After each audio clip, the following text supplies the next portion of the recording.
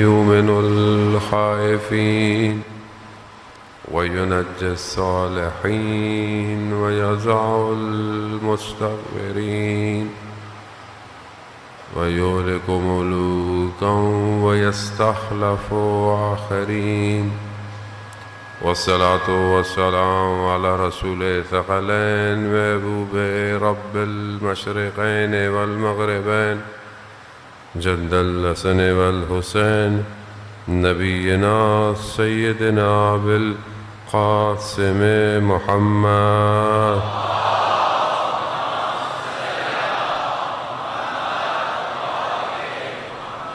وعلى آله الطيبين الطاهرين المعصومين لا سيما بقية الله في الأرضين روحي وأرواحنا لتراب مقدم الفداء ولعنة الله على أعدائهم أجمعين. بسم الله الرحمن الرحيم. رب اشرح لي صدري ويسر لي أمري واحلل عقدة من لساني يفقهوا قولي. أما بعد فقد قال الله تبارك وتعالى في كتاب الحكيم والقرآن المجيد وما خلقت الجن والإنس إلا ليعبدون. صلوات بھیجئے محمد.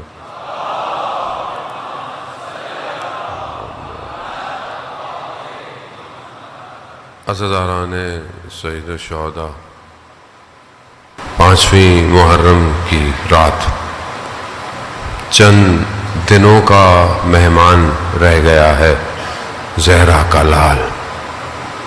کتنا انتظار کرتے ہیں محرم آئے گا، کتنا انسان تیاری کرتا ہے. فرش عذاب بچھے گی، مجلسیں ہوں گی، ہم جائیں گے. آدھے عاشورہ گزر گیا، چند دن باقی ہیں، پتہ بھی نہیں چلے گا.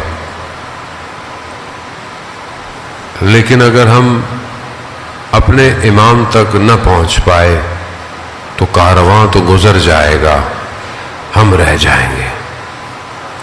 اور یہ کارواں جو 61 ہجری میں پہلے کربلا رکا ہے اور اس کے بعد جو چلا ہے تو آج تک چل رہا ہے.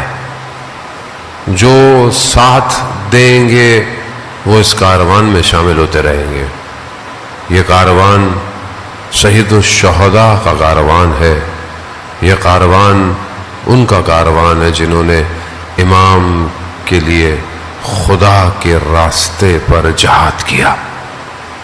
ہم بھی اپنی زندگی میں مختلف چیزیں گزار رہے ہیں. عزیزان محترم، ہم کس طرح اپنے آپ کو امام کے قریب کریں، اور امام جو ہمارے وجودوں کو متحول کرنے دنیا میں آئے ہیں، کون سی چیزیں رکاوٹ ہیں جو ہمیں امام تک پہنچنے نہیں دے رہی.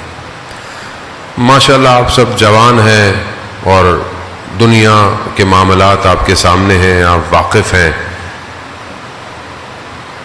مختلف طریقوں سے ذہن کو تسخیر کیا جا رہا ہے، یعنی ذہن کو کنٹرول کیا جا رہا ہے. آپ اگر 61 ہجری کو کمپیئر کریں آج سے، تو 61 ہجری میں دشمن نے ذہنوں کو کنٹرول کیا ہے. آخر کیا وجہ تھی کہ یہاں ہزاروں کی تعداد امام کے سفیر کے پیچھے، امام کے نمائندے کے پیچھے، اور اچانک سے وہ تعداد ختم ہو گئی، اچانک سے وہ تعداد غائب ہو گئی. کہاں چلے گئے لوگ؟ لوگ تو کوفہ میں تھے. تو یہ کیسے ہو گیا؟ یہ اہل کوفہ جو ہے وہ اتنی جلدی، تو یہاں دیکھیں ہم قرآن سے اگر مدد لیں تو قرآن جب بنی اسرائیل کا ذکر کرتا ہے تو بنی اسرائیل کون ہے؟ کہ قرآن سب سے زیادہ بنی اسرائیل کے واقعات بیان کر رہا ہے. حضرت موسیٰ علیہ السلام جو ہے وہ کلیم اللہ ہے اور اللہ سے گفتگو ہے، کلام ہے. اللہ نے بھی ان کے واقعات کو بہت بیان کیا ہے، اور یہ سب واقعات عبرت کے لیے. یہ واقعات ہمیں جو ہے وہ عبرت کسے کہتے ہیں؟ عبرت عبور عبور سے ہے، اور یعنی کہیں سے آپ گزر رہے ہیں. جب آپ کہیں سے گزر رہے ہیں تو آپ گزرتے وقت کیا مشاہدہ کر رہے ہیں، کیا دیکھ رہے ہیں؟ ایسے گزر جائیں گے؟ نہیں. یعنی آپ کو زندگی میں عبرت لینی. نہج البلاغہ، خوب یہ نہج البلاغہ کیا ہے؟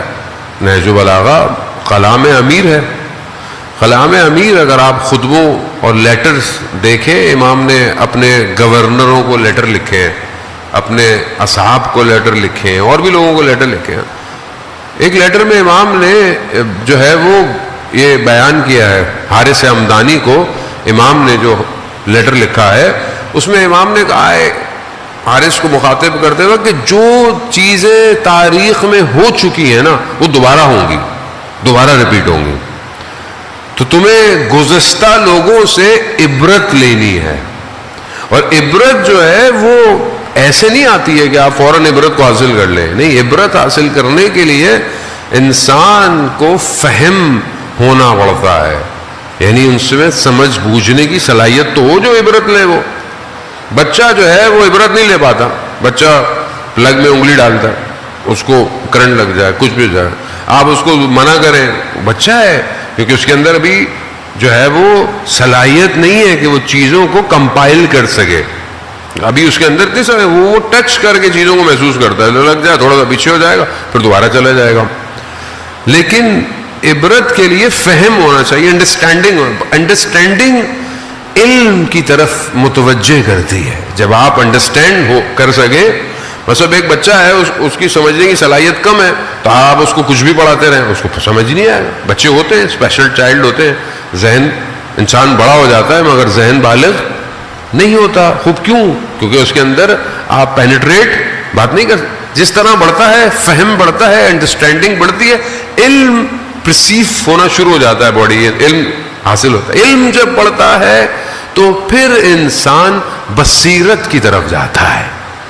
علم انسان میں بصیرت پیدا کرتی ہے. بصیرت کیا؟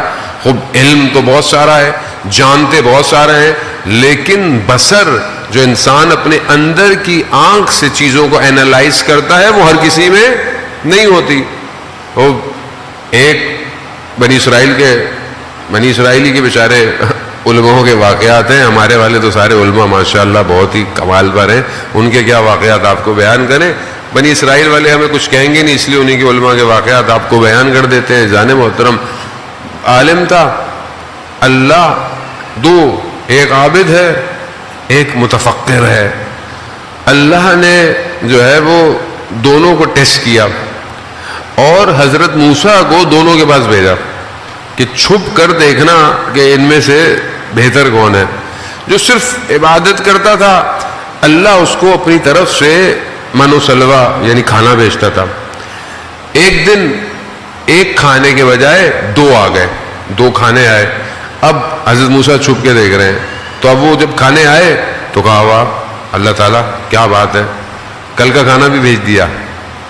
یعنی وہ عبادت کرتا تھا نا خالی، تو اس کو پتہ نہیں کہ آج جو آیا ہے نہیں کل کا بھی بھیج دیا. کہا اللہ نے دیکھا دیکھ لو اس عبادت کا کیا حال ہے. کیوں؟ یہ بغیر بصیرت کے عبادت ہے. دوسرے شخص کے پاس جب کھانا آیا تو وہ کیا کہہ رہا ہے؟ کہہ رہے پروردگار یقیناً آج کوئی ایک اور مہمان ہے جس کے لیے تو نے کھانا بھیجا ہے. وہ بصیرت ہے نا. یہ اللہ ہمیں بھی دیتا ہے، کبھی زیادہ ملتا ہے کبھی بہت زیادہ ملتا ہے. ہم کیا سمجھتے ہیں وہ یہ تو ہمارا ہے، آپ کا نہیں ہے. آپ کی جو ضرورت ہے اس سے زیادہ آپ کا نہیں ہے، کسی اور کا ہے. ذہن محترم خوب یہ بصیرت تاریخ میں آپ دیکھیں لوگوں کے پاس یہ بصیرت نہیں تھی. جب امام اپنے نائب کو بھیج رہے ہیں تو بہت سارے لوگ کہہ رہے ہیں ہم آپ کو نہیں، امام خود آئے. جب امام خود بھیج رہے ہیں تو اس کا مطلب کیا ہے؟ اب یہ جو بصیرت بنی اسرائیل کی قوم کے اندر شارٹیج آف بصیرت تھی، کیا تھی کہ حضرت موسیٰ کو بھیجو، منجی کو بھیجو، نجات دینے والے کو بھیجو. بھیج دیا اللہ نے، نجات والے کو بھیج، نجات بھی ہو گئی. میں تفصیل آپ سنتے رہتے ہیں، نجات بھی ہو گئی. جیسی نجات دی دریا سے باہر نکلے، مولا امیر فرماتے ہیں کہ ابھی ان کے پاؤں میں دریا کی مٹی گیلی لگی ہوئی تھی. انہوں نے دیکھا کہ ایک قوم بتوں کی پوجا کر رہی ہے. تو انہوں نے کیا کہا, موسیٰ ہمارے لیے بھی ایسا رب بنا دو. کیوں کیا بنی اسرائیل نے ایسے؟ کیوں یہاں کوفہ والے چھوڑ کے چلے گئے؟ خوب یہ آپ کو کمپیریزن کرنا ہے. آج ہم جس سٹیج پر کھڑے ہیں, ہم اپنے آپ کو کہاں دیکھ رہے ہیں؟ ہم کہاں ہیں؟ ہم بنی اسرائیل والے, ہم کوفہ والے, یا ہم دونوں میں سے بہتر ہیں, یا ہم آگے کی طرف بڑھ رہے ہیں؟ بنی اسرائیل کیوں ایسی ہو گئی؟ بنی اسرائیل کیونکہ فرعونیت کے نظام میں پلی بڑھ رہی تھی. فرعون کا نظام کیا ہے؟ آج دنیا میں سائلنٹ طریقے سے فرعون کا نظام چل رہا ہے. بے حیائی, برائی, ظلم, قید, پابندیاں, مردوں کو مار دینا, عورتوں کو چھوڑ دینا, بچوں. اس زمانے میں فرعون کا اپنا سسٹم تھا. آج سسٹم ظاہر میں ویسا نہیں ہے, باطن میں ویسا ہی ہے. آج آپ کے برین عورتوں کو غلام بنا رہا ہے, خواہشات کا غلام, آرزوؤں کا غلام. سوشل میڈیا اس ٹائم جس فرعونیت کا مظاہرہ کر رہا ہے کوئی بھی نہیں کر سکتا. لوگوں کے وجود میں خود نمائی پیدا کرنا, میرے کتنے فالوورز ہیں, میرے کتنے لائکس ہیں, میں اپنے آپ کو دکھاؤں. انسان آج کیا کر رہا ہے؟ صرف دکھانے کے لیے اپنے گھر کی باتیں, اپنے کمرے کی ویڈیو, اپنی پرائیویٹ چیزیں, ہر چیز کیوں ڈال رہا ہے؟ اصل کیا پرابلم ہے اس کو؟ کیونکہ فرعونیت کے نظام نے ظاہری حیا کو بھی کھینچ لیا ہے. نظام ہے یہ. جب آپ کو پلیٹ فارم ملے گا تبھی تو آپ برباد ہوں گے. آپ کے پاس آپشن نہ ہو, اتنا ایزی ایکسس نہ ہو ہر چیز اپلوڈ ہونے کا, اور اپلوڈ کہاں ہو رہا ہے؟ فری. ابھی میں یہاں کے پیکج دیکھ رہا تھا, پتہ نہیں 480 روپے میں 60 GB. دنیا میں نہیں ہے, دنیا میں 1 GB مہنگا ہے. خریدنے جائیں آپ, یورپ جائیں, 30 یورو 1-2 GB دیا انہوں نے بڑی مشکل سے مجھے. بھائی تھوڑا سا تو بڑھا دیں آپ, 10 GB کر لو. یہاں 480 روپے 50 روپے میں 600 نیٹ ورک, پتہ نہیں یہ کال, اور 60 GB. کیوں؟ تاکہ یہ بچے نیٹ فلکس بیٹھ کے دیکھتے رہے, یوٹیوب دیکھتے رہے, ٹک ٹاک دیکھتے رہے. نظام ہے. کیا دیکھنا ہے انہوں نے؟ فزکس تھوڑی پڑھنی ہے, میتھس تھوڑی پڑھنی ہے, کیمسٹری تھوڑی پڑھنی ہے انہوں نے. حیا. یہ جب اس سسٹم میں آپ بڑے ہوں گے, خدا نخواستہ آپ کو نہیں کہہ رہا, ویسے کہہ رہا ہوں, جنرل کہہ رہا ہوں, تو آپ کیسے آپ الہی نظام میں انٹر ہو پائیں گے؟ کیسے ہوں گے آپ؟ کوئی جو ہے وہ متوجہ کرنے والا, کیونکہ ہم خود متوجہ نہیں ہیں, ہم آپ کو کیا متوجہ کریں گے؟ کیونکہ ہم مولوی حضرات تو خود اپنی لائکس میں پڑے ہوئے ہیں, کس نے کتنے ویوز لے لیے, کس نے کتنے وہ لے لیے. ہم تو اپنے پھنسے ہوئے, کس کی مجلسیں کتنی جگہ لائیو جا رہی ہیں. خوب بھی خطرناک ہے یہ. میں یہ نہیں کہہ رہا کہ ضروری نہیں ہے, بہرحال مجلس یہاں سے دنیا میں جاتی ہے, لوگوں کو فائدہ ہوتا ہے, لیکن ہماری خواہشات, ہماری آرزویں ہدف امام حسین سے بہت دور چلی گئی ہیں. چاہے ہم عزاداری کیوں نہ کر رہے ہو. آپ بھی عزاداری پہ آتے ہیں, آپ بھی کہتے ہیں چلو ایک ویڈیو بنا کے دیکھ لو, تھوڑا اپلوڈ کر لیں, پھر دیکھیں کتنے لوگوں نے لائک کیا. آج میں نے ویڈیو ڈالی تھی, یہ بری بات نہیں ہے, لیکن آپ کا ہدف کیا ہے؟ آپ کو کس چکر میں پھنسا دیا گیا ہے, کس چیز میں گریب کر لیا گیا ہے؟ یہ سسٹم کوفہ میں جو ابن زیاد ملعون نے جو پینیٹریشن کی ہے, جو میڈیا وار چلائی ہے, اس نے حضرت مسلم کو اکیلا کر دیا. اس کو سمجھنے کی ضرورت ہے. کس طریقے سے وہ آیا؟ پہلی اسٹریٹجی ابن زیاد کی کیا تھی؟ بہروپیہ, روپ بدل کر آنا, سچ نہیں بتانا. کس طرح آیا وہ؟ کوفہ کس کا انتظار کر رہا ہے؟ کوفہ میں خط لکھے گئے, لوگوں نے بولا مولا آ جائیے. کوفہ کس کا انتظار کر رہا ہے؟ امام کا. کس حلیے میں آیا؟ مقدس حلیے میں کوفہ میں انٹر. کیا ہوا؟ اتنے سارے کوفہ والے تھے, 3-4 لوگوں کو روک نہیں سکتے تھے. نفوذ کیا. جہاں آپ کے احساس اور جذبات ہے, دشمن وہیں سے نفوذ کرتا ہے, وہیں سے نفوذ کرتا ہے. دشمن آپ کے سامنے نہیں آئے گا زہر کھا لو, چاکلیٹ کے اندر زہر دے گا, یہ لو کھاؤ.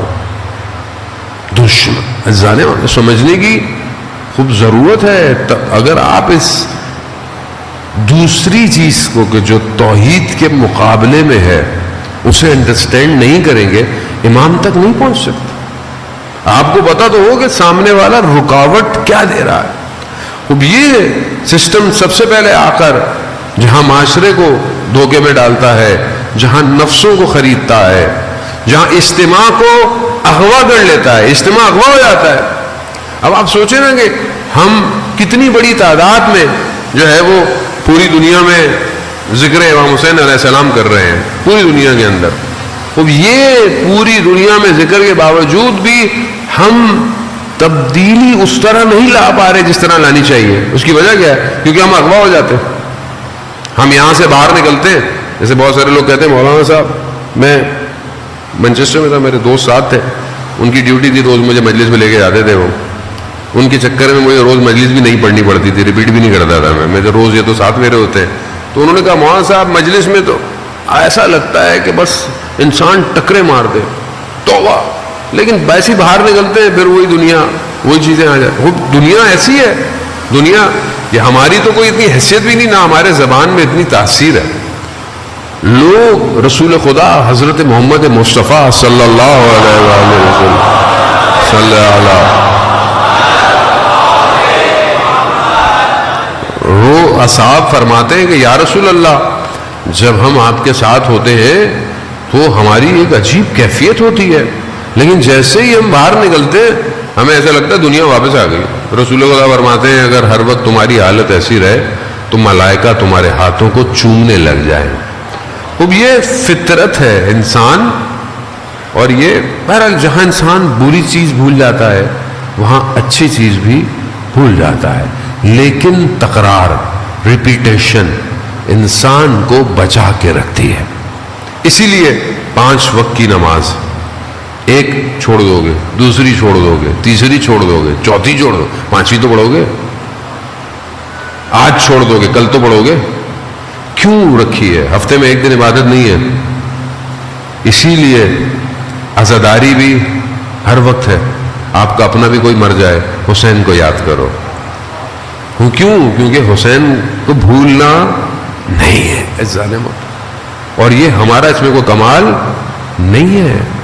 اب یہاں یہ بہت امپورٹنٹ ہے کہ وہ چیز جو انسان کو سب سے پہلے توڑتی ہے وہ یہی ہے کہ انسان علم اور فہم اور دین کی طرف محنت نہیں کر رہا. ہم جن لوگوں کا ذکر کر رہے ہیں, جن لوگوں کے لیے آج آئے ہیں جان محترم, میں نے آہستہ آہستہ اسٹیپ آپ کی خدمت میں بیان کیے کہ ہم کس طریقے سے جو ہے وہ اپنے قلب کو روشن کریں. قلب کو روشن کرنے کے لیے ظاہر ہے عقل جو ہے, خداوند متعال نے عقل کو 70-75 لشکر دیے ہیں. حدیث عقل و جہل جو ہے اس میں اللہ نے عقل کو لشکر کیا ہے؟ شجاعت, صبر, استقامت, ایمان, یہ سب عقل کے لشکر ہیں. اور عقل ان لشکروں کے ساتھ کیوں اللہ نے عقل کو اتنی بڑی چیز دی ہے؟ کیونکہ اللہ نے جو بھی عقل کو دیا عقل نے اس کو قبول کر لیا ہے. اور عقل جو ہے وہ انسان کو موو آگے کی طرف بڑھاتی ہے. لیکن میں نے پہلے بھی آپ کو بتایا عقل صرف ادراکات رکھتی ہے, درک کرتی ہے, دیکھتی نہیں ہے. دیکھتا قلب ہے انسان کا, لیکن اب اس قلب کو روشن کرنے کے لیے انسان کو محنت کرنی ہے. پہلی چیز علم ہے, فہم ہے. معاشرہ, وہ معاشرہ جو کتاب دوست نہ ہو وہ معاشرہ ترقی نہیں کرتا. اور بہت جلدی ایسے معاشرے پر جھولا کا طبقہ حاکم ہو جاتا ہے. یعنی کون؟ یعنی جاہل لوگ حاکم ہو جاتے ہیں. کیوں؟ کیونکہ معاشرہ علم دوست نہیں ہے. معاشرہ علم کیسے آئے گا؟ علم تبھی آئے گا کہ جب آپ مطالعہ کریں گے, پڑھیں گے. ہمارا مطالعہ کتنا ہے عزیزان محترم؟ دیکھیں میں جو بھی آپ سے بیان کرتا ہوں تو تھوڑی دیر ہے, 1 گھنٹہ بھی پورا نہیں ہوتا, وہ بھی ٹوٹے پھوٹے لفظ ہیں, میرے پاس اتنا علم بھی نہیں ہے.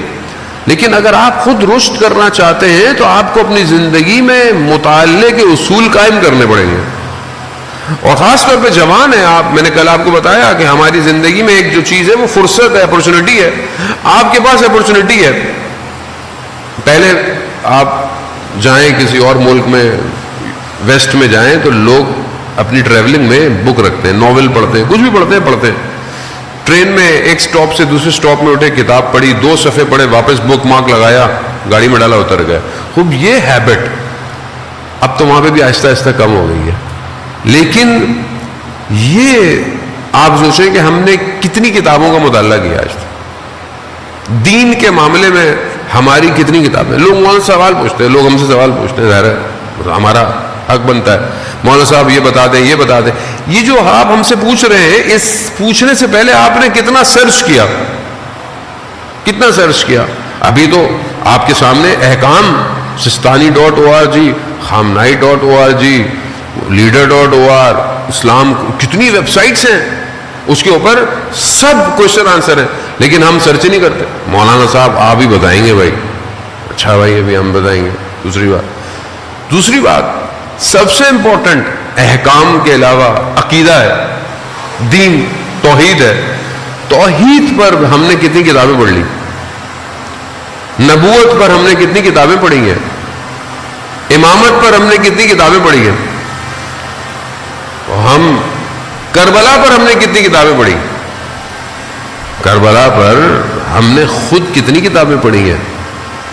اذان محترم, پھر ہم کیسے یہ کہہ سکتے ہیں کہ یہ معاشرہ ظہور کی طرف حرکت کر رہا ہے؟ کیسے کرے گا؟ آپ اپنے سبجیکٹ کی کتنی کتابیں پڑھتے ہیں؟ اسکول میں جو پڑھایا جاتا ہے وہ تو میں نے پڑھا ہے, ہوم ورک کیا. ہمارا تو ملک وہ ہے جہاں اسکول مہنگے سے مہنگا بھی ہو پھر بھی ٹیوشن پڑھنی ہے. ہمیں تو بھائی مہنگے اسکولوں میں کیوں کرا رہے ہو, پھر ٹیوشن تو پڑھے گا بچہ. تو اس کا مطلب کیا ہے؟ یعنی تعلیمی نظام میں سب سے بڑا نقص یہ ہے کہ اسکول پڑھا ہی نہیں رہا, اس کو ٹیوشن پڑھتا ہے. وہ کوئی بھی ہو ٹیوشن پڑھے گا. ٹیوشن کا کاروبار اچھا ہے ہمارے یہاں. اور میں ہی نہیں کہتا کہ آپ لوگ ٹیوشن کو پڑھاتے ہیں نہ پڑھائیں بھائی, لیکن آپ یہ دیکھیں نا کہ کئی ملک ایسے ہیں جہاں ٹیوشن کا کانسیپٹ ہی نہیں ہے. اصل کانسیپٹ نہیں ہے ٹیوشن کا. کیوں؟ وہ اسکول کیا کرنے جا رہا ہے؟ وہ ٹھیک ہے ہیلپ چاہیے, کبھی کسی سے لے لی, اور لیکن جو ہم پڑھایا جا رہا ہے, کیا یہ جو سبجیکٹ پڑھ رہا ہے اس پر بھی محنت ہو رہی ہے کہ نہیں ہو رہی ہے؟ اب آپ بولیں گے مولانا صاحب ہمیں کہاں لے کے جا رہے ہیں. اذان محترم, وہ جو ایک حکومت بننی ہے نا, وہ جو ایک حکومت بننی ہے وہ مدینہ فاضلہ ہے. وہ ایک ایسا شہر ہے کہ جس میں کوئی لوپ ہول نہیں ہے. وہ جو آئی ٹی کے لوگ بیٹھے نا, تو آپ کو پتا ہے کہ فائر وال بنائی کیوں جاتی ہیں, ساری چیزیں کیوں بنائی جاتی ہیں کہ کوئی بگز نہ آئے, کوئی اٹیک نہ کرے. بینکنگ سسٹم جتنا بھی آن لائن ہوتا ہے وہ سب اسٹرانگ فائر وال پہ بنا ہوا ہوتا ہے کہ کوئی گھس کر ڈیٹا انکرپٹ نہ کر لے, ڈیٹا چوری نہ کر لے. وہ آپ بھی اینٹی وائرس ڈالتے ہو کہ کوئی مالویئر نہ آ جائے, اسپائی ویئر نہ آ جائے, اندر نہ گھس جائے, موبائل کو خراب نہ کر لے. خوب کیوں ہے یہ سب؟ وہ جو شہر ہوگا نا وہ بہت فائر وال پروف ہے. وہ فائر وال پروف اس میں نہیں ہے کہ کوئی اس میں گھس نہ پائے, جس میں بھی نقص ہوگا وہ اس شہر میں جا ہی نہیں پائے گا. تو یہ نقص یہاں ہے, یہاں جس میں کینہ ہوگا وہ امام کی حکومت میں داخل نہیں ہو پائے گا. جس میں بغض ہوگا, جس میں منافقت ہوگی, نہیں جا پائے گا. جس میں جہالت ہوگی نہیں جا پائے گا. جو اپنی طرف متوجہ نہیں اور دوسروں کی طرف انگلیاں اٹھاتا ہوگا وہ نہیں جا پائے گا. تو آپ دیکھیں اب یہ علماء کی زندگی کی طرف متوجہ ہوں. واقعہ میں پہلے آپ کی خدمت میں بیان کر چکا ہوں کہ انسان خوب پہچانا جاتا ہے. خاص طور پہ جوانوں کے لیے کتاب جو ہے, وہ چند کتابیں جو ہیں وہ طالب علموں کے لیے تو بہت ضروری ہیں پڑھنا, لیکن عام جوانوں کے لیے بھی ہے کہ بہرحال انسان کیونکہ جب تک آپ کا انٹرنل سافٹ ویئر ٹھیک نہیں ہوگا آپ ایکسٹرنل کچھ نہیں کر سکتے. انٹرنلی کمزور تھے, ابن زیاد نے تلواروں کو سونوں سے خرید لیا. انٹرنلی مضبوط ہوتے تو کھڑے رہتے, کٹ جاتے, مر جاتے, امام کے لیے کھڑے رہتے. ملا مہدی ناراکی, ملا احمد ناراکی کے جو والد ہیں, ان کی کتاب جامع السعادات, وہ کتاب معراج السعادہ اردو کے اندر بھی ہے. معراج السعادہ اخلاق کی کتاب ہے, اخلاقیات سے بھری کتاب ہے. اس کو پڑھیں, پی ڈی ایف بھی مل جائے گی آپ کو, ویب سائٹس پہ پڑھی ہوئی, فری میں, پیسہ بھی خرچ نہیں کرنا. وہ جو ان کے والد نے کتاب لکھی تھی, یہ کتاب اس کا خلاصہ ہے, جامع السعادات. وہ کتاب عربی میں لکھی گئی. عربی میں لکھی گئی. جب یہ نجف کے حوزے میں گئے تو لوگوں نے بہت سراہا کہ بھئی ماشاءاللہ کیا کتاب لکھی. بڑے بڑے علماء ملنے آئے کہ بھئی آپ نے کتنی زبردست کتاب لکھی. اگر کوئی نہیں آیا تو ایک شخص نہیں آیا. کون؟ کہ جو بہت بڑا عالم ہے اپنے زمانے کا, اور وہ سید مہدی بحر العلوم. سید مہدی بحر العلوم وہ ہستی ہیں کہ جنہیں وقت کے امام نے اپنے سینے سے لگا کر علم ٹرانسفر کیا ہے. اللہم صلی علی محمد.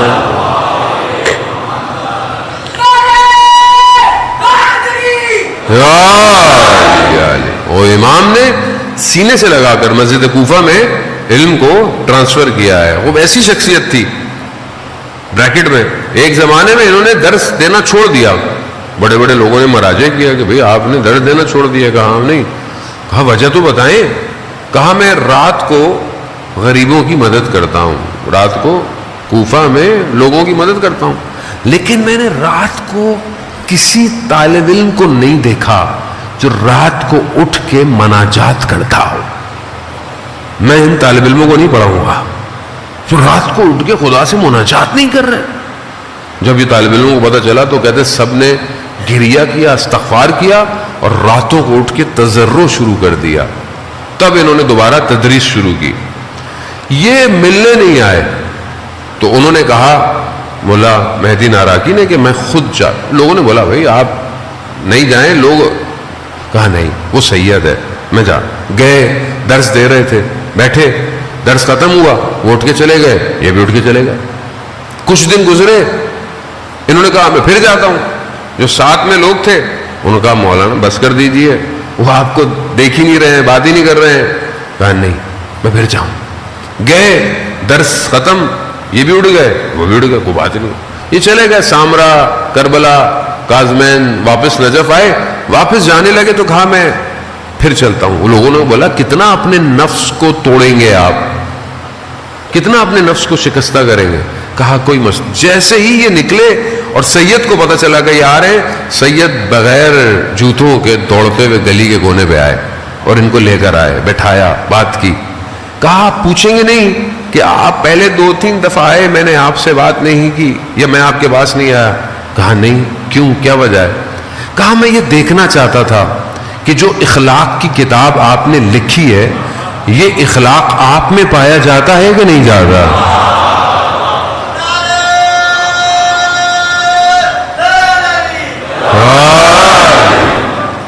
یہ انٹرنل ہے. مجلس حسین سے اٹھ کے آدمی جائے اور واپس میں چلتے والے کو 2 لگا دے, منہ سے لگا, پڑھو کہاں سے آ رہے ہو, مجلس سے آ رہے ہو. سبیل لگائی ہوئی ہے, 3 بج رہے ہیں رات کے, کوئی بھی نہیں ہے سبیل پہ, اونچی آواز میں نوحے چل رہے ہیں.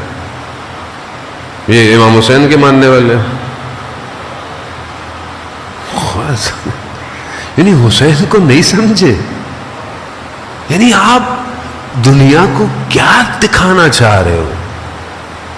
یعنی ہم محرم میں ہم کچھ بھی کریں گے. ابے بھائی کیا مطلب کچھ بھی کریں گے, لوگوں کو کھینچو اپنی طرف, ریپیل کر رہے ہو.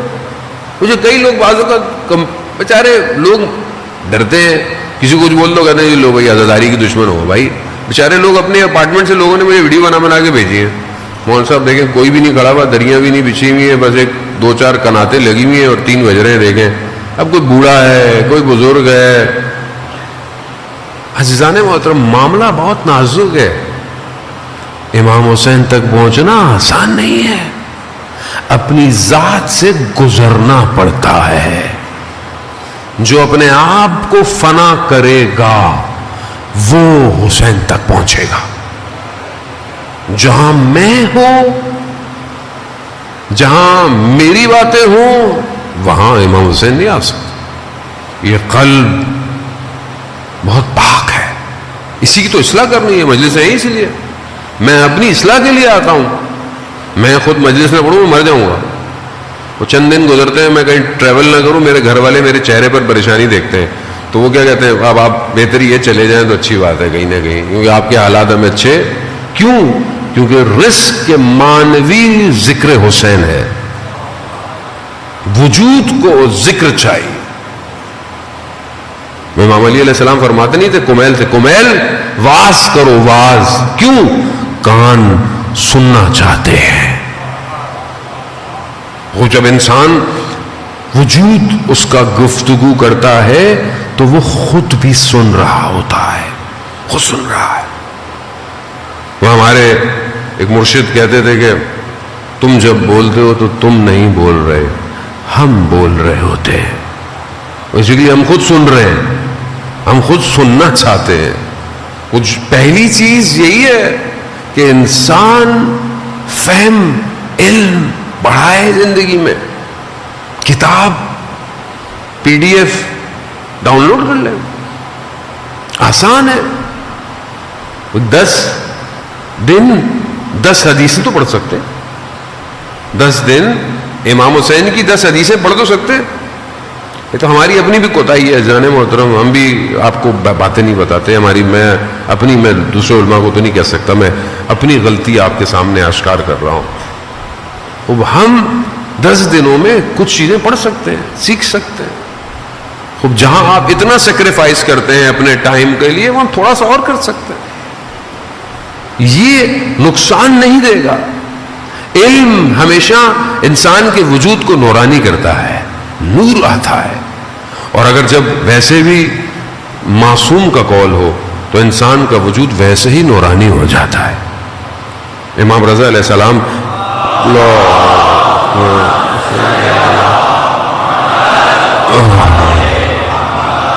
इमाम रज़ा फरमाते हैं कि तुम हमारे कलाम को लोगों तक पहुंचा दो, हम जाने और लोग जाने।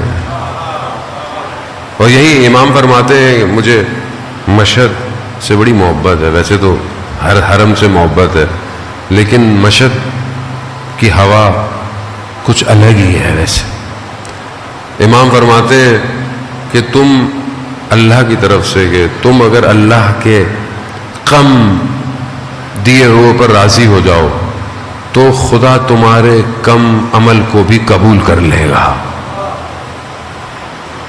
ये इंसान खूब तलब तड़प जरूरी है जाने मोहतरम। एक आलिम दीन जिनको अल्लाह ने तौफीक दी हुई थी कि वो हरम में सहर की और फजर की नमाज पढ़ा करते, 2 घंटे कहते हैं कि तहज्जुद पढ़ा करते थे, 2 घंटे तहज्जुद।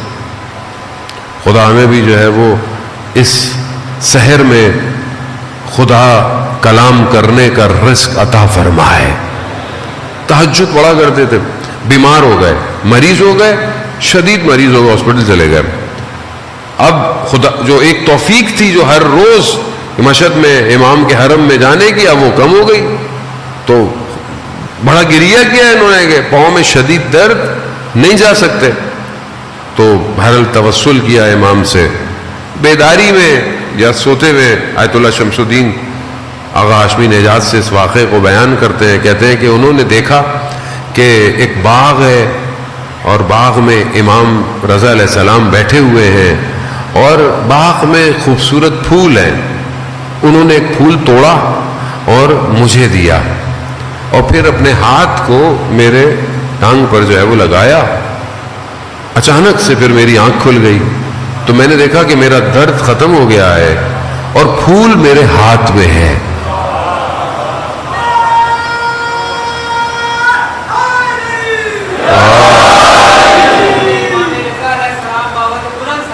اللہم صلی اللہ.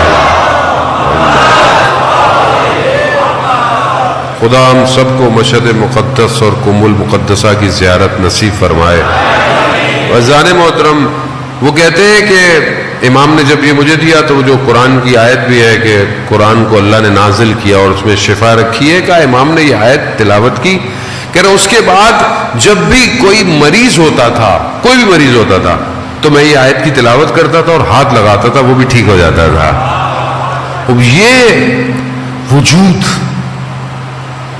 جب اس قابل ہو جاتا ہے تو یہ امام کو اپنے قلب سے مشاہدہ کرتا ہے. اب خدا ہمیں توفیق دے عزیزان محترم. اب جب تک ہم اپنے اس قلب کو وسیع نہیں کریں گے ہم کربلا نہیں پہنچ سکتے. اگر ہم نارمل رہے، اسی دنیا میں رہے، تو ہمارا حال وہی ہوگا جو اس شخص کا تھا. وہ جو ایک ذاکر تھا وہ کہتا تھا کہ امام کے صاحب میں بھی کربلا میں ہوتا تو امام کے صحابیوں کی طرح، انہوں نے کہا میں بھی ہوتا، میں بھی کھڑا ہو جاتا. امام کے صحابی تو کوئی ہوتا، میں بھی ہوتا تو میں بھی یہی کرتا. تو اسے خواب میں کیا دکھایا گیا؟ روز کربلا، تیر آ رہے ہیں آتش سے بھرے اور وہ کھڑا ہوا ہے اور امام نماز پڑھ رہے ہیں. جیسے ہی تیر قریب آیا خود سائڈ پہ ہو گیا، تیر امام کو پیوست ہو گئے. چند تیر امام کو لگے، اب یہ شرمندہ ہے. امام نے کہا کہ آئندہ کبھی یہ نہیں کہنا کہ میرے صحابیوں جیسے، میرے صحابیوں جیسا کوئی نہیں ہو سکتا. یہ کربلا آسان نہیں ہے. توحید کی وادی میں آنا کربلا ہے، اور اس کے لیے ضروری ہے کہ انسان پہلے اپنی خواہشات سے، اور خواہشات انسان خود جو ایک سسٹم ہے انسان کا اپنا، تو اس کو بھی آپ بغیر علم کے سولو نہیں کر سکتے. آپ کو پتا ہونا چاہیے کہ انسان کے ظاہر میں جو بیماریاں ہیں اسی طرح انسان کے باطن میں بھی بیماریاں ہیں. انسان کے باطن کے اندر بھی کہ اب آج جو ویسٹرن علم ہے یا ویسٹرن ایک تھیوری ہے وہ انسان کے باطن کی طرف متوجہ نہیں ہے، وہ صرف ظاہر ہے. آپ اچھا پڑھ لیں، اچھا بزنس، اچھی شاپ، اچھا گھر، اچھی گاڑی، اچھے کپڑے، اچھے جوتے، اچھا سب کچھ. قرآن بھی یہ کہہ رہا ہے کہ جو دنیا طلب کرتے ہیں ہم انہیں سب کچھ دنیا میں ہی دے دیتے ہیں، مگر آخرت میں ان کے لیے کچھ نہیں ہے سوائے جنت جہنم کی آگ کے.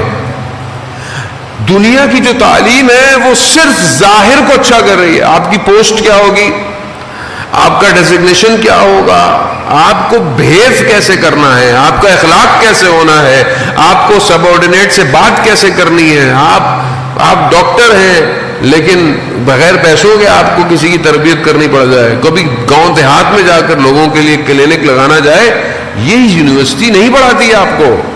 دنیا صرف آپ کے ظاہر کو بہتر کر رہی ہے، مگر یہ الہی یونیورسٹی ہے، یہ امام حسین کی یونیورسٹی ہے جو آپ کے باطن کو بہتر کر رہی ہے. اور قیامت والے دن ظاہر تو اٹھایا جائے گا، اصل کیا ہے؟ باطن. باطن. قبر میں جائیں سب ختم ہو جائے گا، گوشت ختم ہو گیا، ہڈیاں بھی ختم ہو گئی انسان کی، تو پھر عذاب کس پر ہے؟ باطن پر ہے. باطن.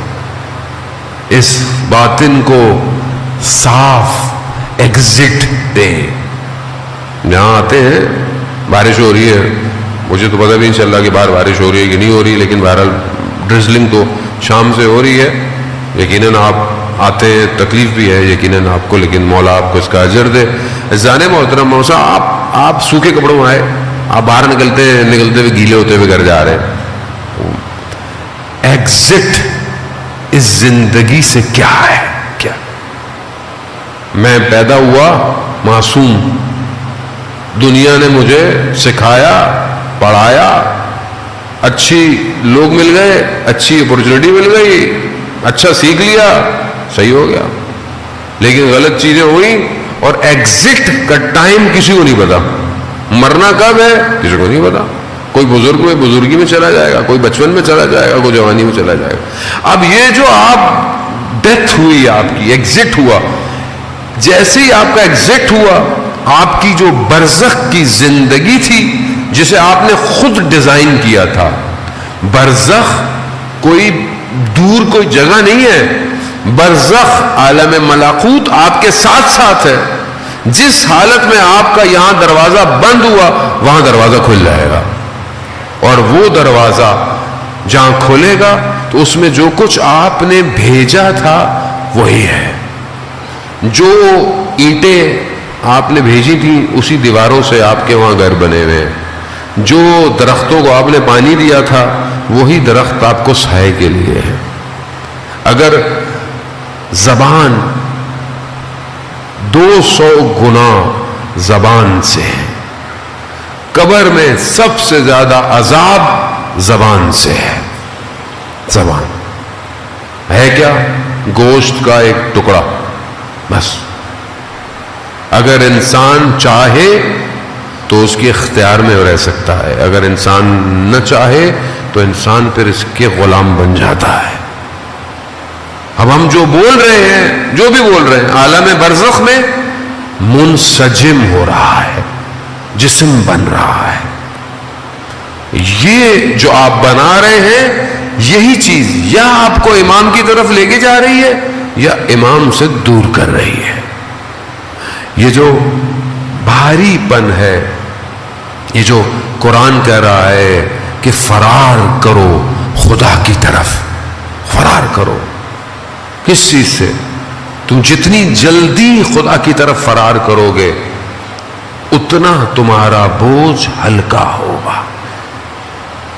گناہ تمہیں بھاری کر دیں گے, تم بھاگ نہیں سکتے خدا کی طرف. مناجات شعبانیہ میں کہ فراز ہے, وَقَدْ هَرَبْتُ إِلَيْكَ, میں دوڑتا ہوا تیری بارگاہ میں آیا. وَقَفْتُ إِلَيْكَ, تیرے سامنے کھڑا ہو. تو نے رسوا کر دیا تو کوئی عزت دینے والا نہیں ہے مجھے. جتنا آپ بوجھ ڈالیں گے اتنا آپ کو مشکل ہے خدا تک پہنچنے. آیت اللہ قمشی تفسیر قرآن, مفسر قرآن فرماتے ہیں کہ جب انسان کی روح نکلتی ہے تو روح اور بدن دونوں ایک دوسرے کے ساتھ کھینچاؤ میں رکھتے ہیں. مادہ روح کو تنگ کرتا ہے, روح کو نکلنے نہیں دیتا. کیوں؟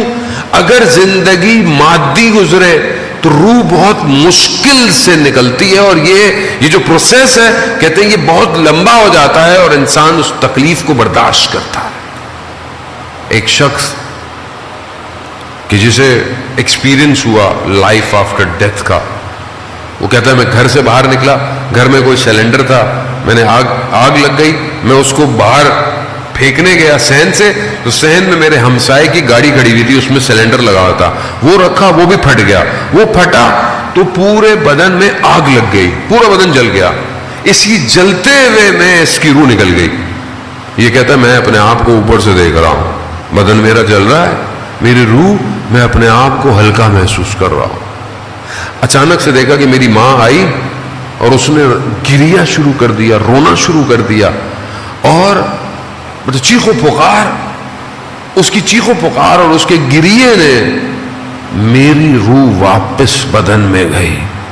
لیکن یہ جو پروسیس تھا نا دوبارہ بدن کا, یہ بالکل ایسا تھا کہ انسان تیغ تلواروں کے اوپر سے گزرتا ہوا واپس آ رہا. پھر میں گیا, میں نے پائپ اٹھایا, اپنے آپ کو ڈالا, اتنے میں ایمبولنس آئی, مجھے لے کے گئی. لیکن جیسے ہی میں ہاسپٹل پہنچا تو 100% برن تھا, پوری باڈی جل چکی تھی, وہ سب کپڑے شپڑے چپک گئے تھے.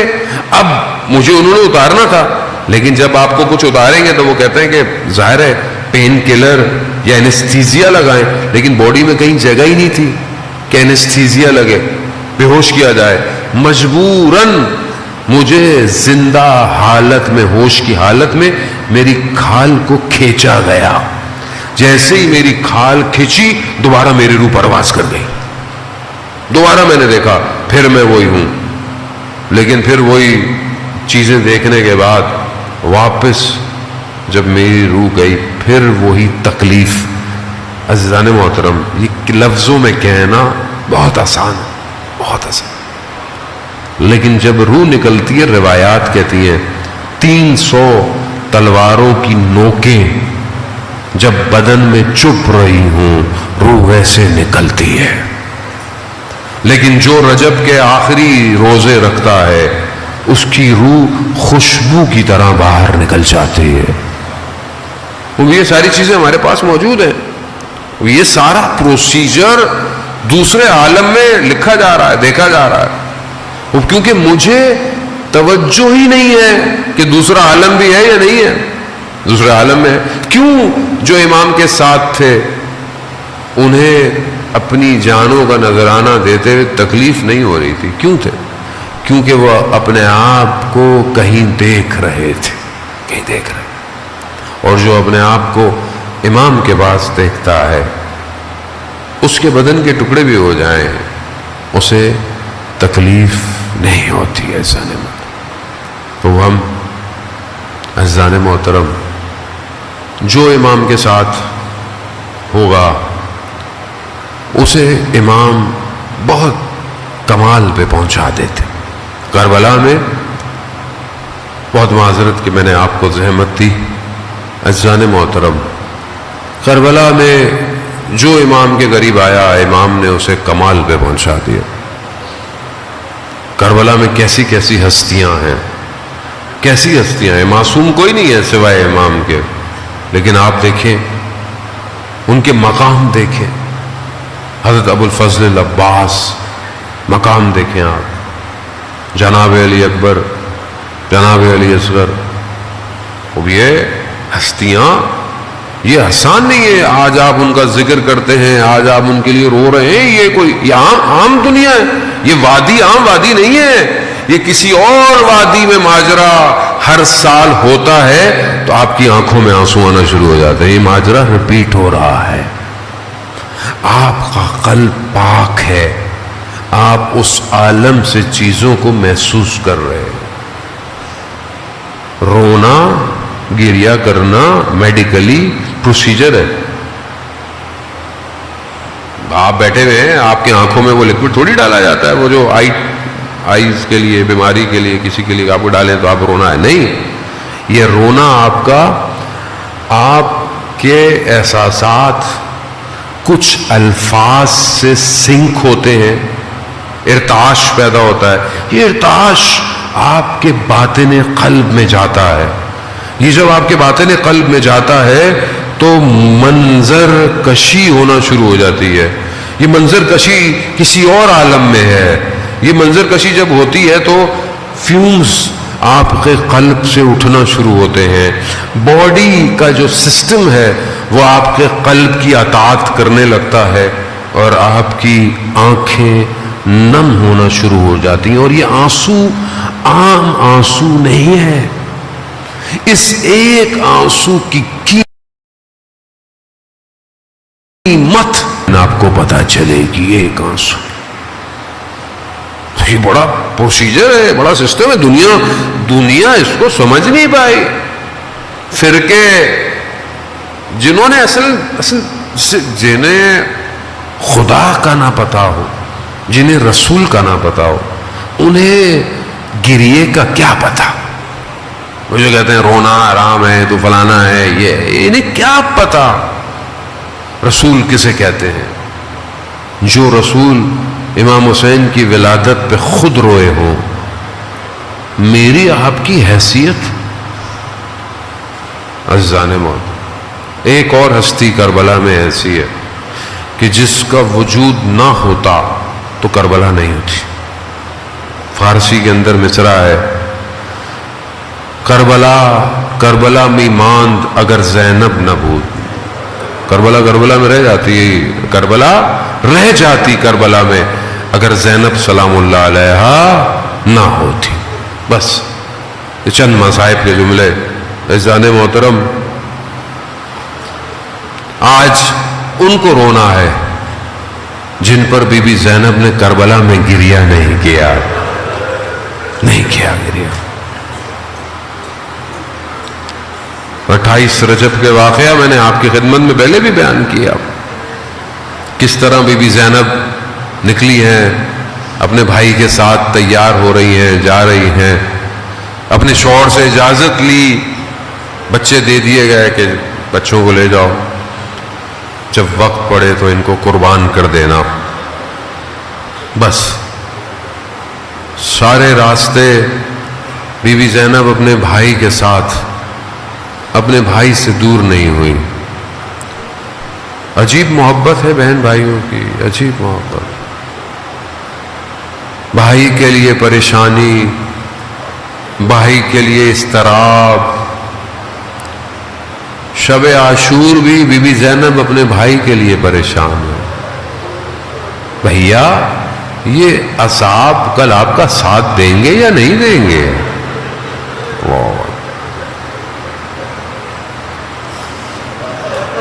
کیونکہ ماں کی ایک نشانی تو رہ گئی ہے، اب اس نشانی کو کیسے زینب چھوڑ دے؟ اللہ اکبر۔ ہاں عزیزان محترم، شب عاشور ہر ماں اپنے بچوں کو تیار کر رہی ہے۔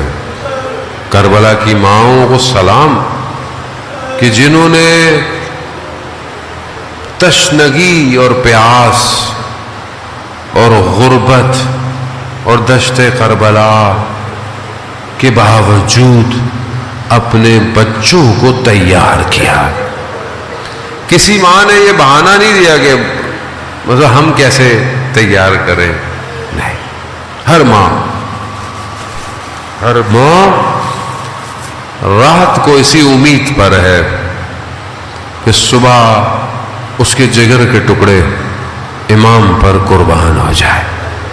بی بی زینب بھی اپنے بچوں کو رات کو یہی وصیت کر رہی، بیٹا صبح اپنے ماموں پر قربانی دینی ہے۔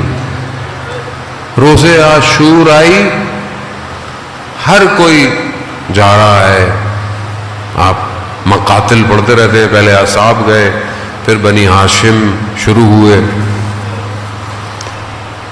اور بی بی زینب کو اپنے بچوں سے زیادہ علی اکبر سے محبت ہے،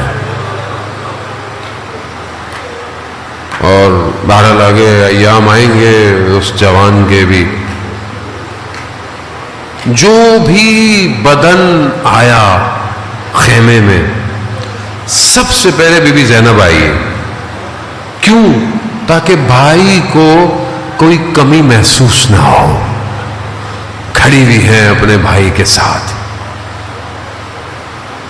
دن گزر رہا ہے، اون محمد کو اجازت نہیں مل رہی۔ بی بی زینب اپنے بچوں کو لے کر اپنے بھائی کے پاس گئیں کہ بھیا ان کو اجازت، بھائی کیسے اجازت دے کہ بہن کے لختے جگر ہے؟ اجازت ملی۔ عزیزان محترم، بس چند منٹ ہیں، شبیہ تابوت برآمد ہونا ہے۔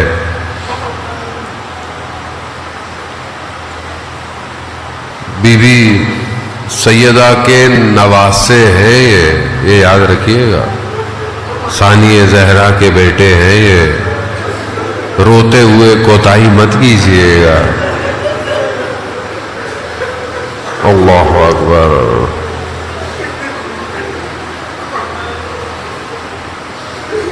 امام نے اجازت دی، جاؤ۔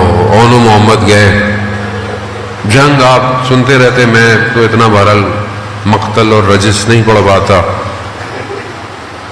جعفر طیار کے پوتے ہیں، حیدر کرار کے نواسے ہیں، جنگ تو جانتے تھے۔ دونوں نے خطرناک وار کیا، ایک میمنہ پہ میسرہ پہ کہتے ہیں، ایسا وار کیا دشمن کو پلٹ دیا، لیکن بچے تھے اور پیاسے بھی تھے۔ لڑتے لڑتے چھوٹا بھائی گر گیا، جیسے چھوٹا بھائی گرا نا تو بڑا بھائی تیزی سے اس کے پاس آیا، محمد ہم بھی آ رہے ہیں۔ تھوڑی دیر ہوئی، اون بھی اپنی سواری سے گر گئے۔ گرے، جیسے ہی گرے کہا مولا ہمارا آخری سلام ہو۔ زینب کی قربانی. عزاداران محترم، مقاتل کہتے ہیں، پھر آپ جانتے ہیں نا کہ یہ بہت سارے باتیں جو ہیں وہ خود آپ تصور کریں، مطلب ضروری نہیں ہے کہ ساری باتیں مقتل میں اس طرح ہوں، مطلب کچھ چیزیں واضح ہیں کہ جب بچے گرے ہوں گے تو بھگدڑ مچتی ہے دشمن کی. اس بھگدڑ میں ان بدنوں کے ساتھ کیا ہوا؟ بس مقتل تو یہی کہتا ہے کہ امام حسین پہنچے، دائیں طرف اون کو اٹھایا ہوا ہے، بائیں طرف محمد کو اٹھایا ہوا ہے، لے کے جا رہے. نہ جانے کس حالت میں ان کو خیموں میں لے کے گئے ہوئے. لیکن اب جہاں ہر بدن پر بی بی زینب آتی تھی، دیکھا جیسی اون محمد کے بدن آئے بی بی زینب نہیں ہے. اہل حرم کی خواتین سمجھی کہ بی بی زینب بے ہوش پڑی ہوں گی خیمے میں اپنے. جا کر کیا دیکھا؟ بی بی زینب سر سجدے میں ہے. کیا کہہ رہی ہے؟ پروردگار میں نے 2 نشانیاں بھیجی ہیں، 2 نشانیاں، خدا آپ کو اس کا اجر دے. روئیے، بی بی زینب نہیں روئی اون محمد کو. خدا میں نے 2 نشانیاں بھیجی ہیں. ہائے غربت علی کی بیٹیوں کی. خواتین نے کہا شہزادی اونو محمد آ گئے. کہا آ گئے؟ اونو محمد کیسے واپس آ گئے؟ اب جا کر کیا دیکھا؟ امام حسین سر جھکائے کھڑے ہیں، ایک طرف اون سو رہے ہیں، ایک طرف محمد سو رہا ہے. امام حسین اپنی بہن سے آنکھیں نہیں ملا رہے. بی بی زینب نے دونوں بدنوں کو کنارے پہ کیا، سر سجدے میں رکھا. پروردگار تیرا شکر، تو نے میری قربانیوں کو قبول کر لیا. یہ ہے زینبی کردار، زینبی مائیں. بس عزادارہ نے بس 2 جملے اور آپ سے التماس دعا. اب پورے راستے روز عاشورہ گزر گئی، مشکلات آپ سنتے رہیں گے، آگے آپ کے سامنے آئیں گی. کہیں پر بھی مقتل یا کوئی عالم نے یہ نہیں کہا کہ زینب نے اونو محمد کو یاد کیا ہو. کہیں نہیں گیا، کہیں نہیں کہا. راستے میں اسیر ہو گئی، یا کبھی سجاد کو بچا رہی ہے، یا کبھی سکینہ کو بچا رہی ہے. کہیں نہیں. کبھی نیزوں سے بھی گفتگو نہیں کی. اگر گفتگو بھی کی تو اپنے بھائی سے کی. بھیا مجھ سے بات نہیں کرتے تو اس بچی سے تو بات کر لو. کوفہ، شام کا زندان سب ختم ہو گیا. کاروان چھٹا، رخصت ہوئے، آزاد ہوئے، کربلا میں آئے. بی بی زینب گر گئی اپنے بھائی کے بدن کے اوپر. بی بی زینب ضعیفہ ہو گئی، بوڑھی ہو گئی. یقیناً اونو محمد کے بدن پہ گئی ہو. پھر بھی مقتل خاموش ہے، ہوگا خاموش. مقتل کہاں بتاتا ہے؟ بس آخری جملے. اور عزاداران محترم شبیہ تابوت آئے گا، پرسہ دیجیے گا بی بی زینب کو. جب مدینہ پہنچی نا، مدینہ میں جیسے ہی اپنے گھر میں داخل ہوئی، اپنے گھر کے حیات کو دیکھا، ان چھوٹے حجروں میں چھوٹے چھوٹے بستروں کو دیکھا. اب زینب کو یاد